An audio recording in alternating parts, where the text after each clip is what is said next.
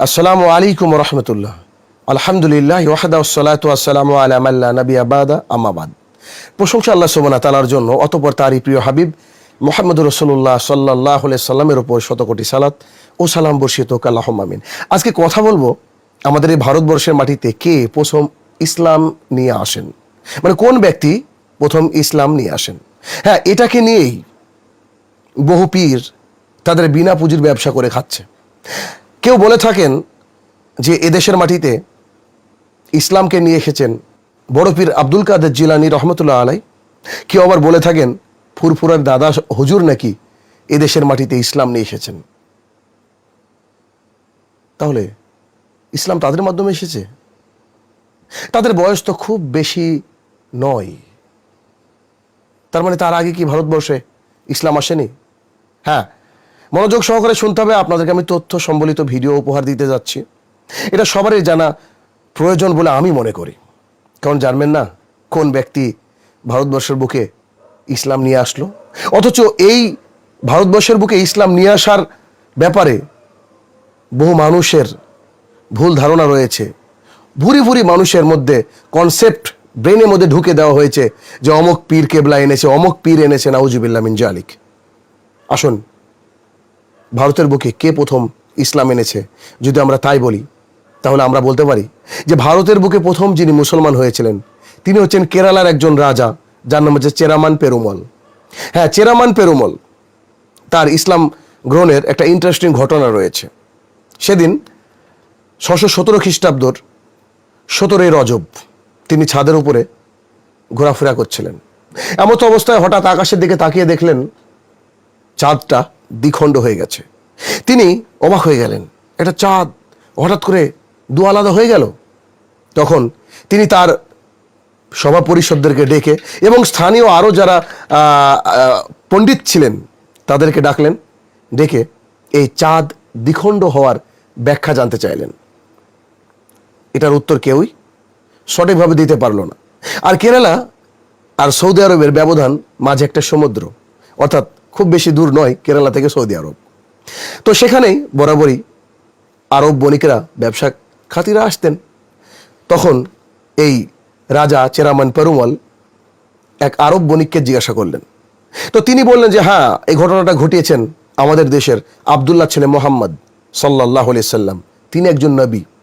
তো তিনি করলেন কি, চলে গেলেন সেখানে, মানে চেরামান পেরুমল তিনি চলে গেলেন যে দেখি সে কোন ব্যক্তি, তার কাছে আমি গিয়ে এই চন্দ্র দ্বিখণ্ডিত হওয়ার বিষয় জানবো।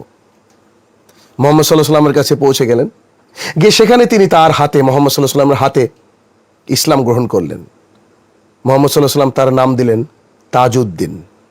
হ্যাঁ, তিনিও একজন সাহাবী। তার মাধ্যমেই এই ভারতবর্ষের বুকে ইসলাম এসেছিল। এই তাজউদ্দিন অর্থাৎ কেরালার রাজা চেরামান পেরুমল, তিনি ইসলামটাকে নিয়ে এসেছিলেন। যখন তিনি ইসলাম গ্রহণ করলেন বেশ কিছুদিন থাকার পর, তো তখন যিনি বাড়িতে রিটার্ন আসছিলেন তার সাথে সঙ্গী সাথীর ছিল 10 থেকে 12 জন। তাদের মধ্যে বিখ্যাত একজন সাহাবী মালিক ইবনে দিনার রাদিয়াল্লাহু তাআলা আনহু এবং তার পুত্র হাবিব ইবনে মালিক রাদিয়াল্লাহু তাআলা আনহু সহ 10-12 জন এর একটা কাফেলা নিয়ে কেরালায় রিটার্ন হচ্ছিলেন। মানে চেরামান পেরুমল অর্থাৎ তাজউদ্দিন সাহেবের সঙ্গে রিটার্ন আসছিলেন। আস্তে আস্তে পথিমধ্যেই রাজা অসুস্থ হয়ে পড়েন। উমরে সালাহ বলে একটা জায়গা, সেখানে তিনি মারা যান, অর্থাৎ রাজা। এবং মারা যাওয়ার পূর্বে একটা ওসিয়তনামা লিখে যান যে এরা আমার খুব কাছের মানুষ, এরা ইসলামের সমর্থক, শেষ নবী মুহাম্মদ সাল্লাল্লাহু আলাইহি সাল্লামকে এরা মেনে নিয়েছে, সুতরাং এদের জন্য থাকার খাওয়ার সুব্যবস্থা করে দেওয়া হয়। তারপরে মালিক ইবনে দিনার রাদিয়াল্লাহু তাআলা আনহু, পুত্র হাবিব রাদিয়াল্লাহু তাআলা আনহু এবং সাথে আরও যে তার কাফেলা ছিল 8-9 জনের, তারা উপস্থিত হয়ে গেল কেরালায়। কেরালায় উপস্থিত হয়ে সেখানে তাদেরকে সাদরে সম্ভাষণ জানানো হলো এবং সেই রাজার যে গ্রাম, অর্থাৎ কেরালার কুদুলগারু তালুকের মেসাল গ্রাম, কুদুলগারু তালুকের মেসাল বলে একটা গ্রাম, সেই গ্রামে তারা বসবাস শুরু করলো এবং ইসলামের প্রথম মসজিদ তৈরি হলো সেখানে, যে মসজিদের নাম হচ্ছে চেরামান জামে মসজিদ। হ্যাঁ, চেরামান জামে মসজিদ ভারতবর্ষের বুকে যখন প্রথম তৈরি হয় তখন মোহাম্মদ সাল্লাহ সাল্লাম জীবিত ছিলেন। অর্থাৎ ভারতবর্ষের বুকে ইসলাম কে আনে যদি এটা বলেন, তাহলে মোহাম্মদ সাল্লাহ সাল্লামের জীবিত দশায় সাহাবিরাই এদেশে ইসলামকে নিয়ে এসেছে, কোনো পীর নয়। তো সেখানে মসজিদ স্থাপন করা হলো, আর সেই মসজিদের নাম দেওয়া হলো চেরামান জামে মসজিদ। যেদিন মসজিদটা তৈরি করা হয় সেদিন তারিখ ছিল 629 খ্রিস্টাব্দ। তার মানে এই মসজিদটা বহু পুরনো, আজও রয়েছে বিদ্যমান কেরালায়। চলে যান ওই মেসাল গ্রামে, আজও পাবেন আপনি, যদিও কয়েকবার সংস্কার করা হয়েছে। মসজিদের পাশেই একটা গর্তের মতো খনন করে সেখানে অজুর ব্যবস্থা করা হয়েছে। যদিচ মসজিদ মেরামত করা হয়েছে ঠিকই, তবে ওই গর্তটা যেটা পুকুরের মতো করা হয়েছিল সেটা কিন্তু আজও বিদ্যমান। আর ওই মসজিদের গায়ে লেখা রয়েছে যে এটা তৈরি 629 এডি খ্রিস্টাব্দে। সুতরাং এই মসজিদ যে তৈরি হয়ে গেল চেরামান জামে মসজিদ, এই মসজিদের প্রথম খতিব বা ইমাম যাকে বলি, তিনি হলেন মুহাম্মদ সাল্লাল্লাহু আলাইহি সাল্লামের অত্যন্ত একজন প্রিয় সাহাবী মালিক ইবনে দিনার রাদিয়াল্লাহু তাআলা আনহু। এবং তিনি মারা যাওয়ার পর তার পুত্র হাবিব রাদিয়াল্লাহু তাআলা আনহু এই মসজিদের ইমামতি করেন। হ্যাঁ, তার কবর মানে মালিক ইবনে দিনার রাদিয়াল্লাহু তাআলা আনহুর কবরও কেরালায় অবস্থিত রয়েছে।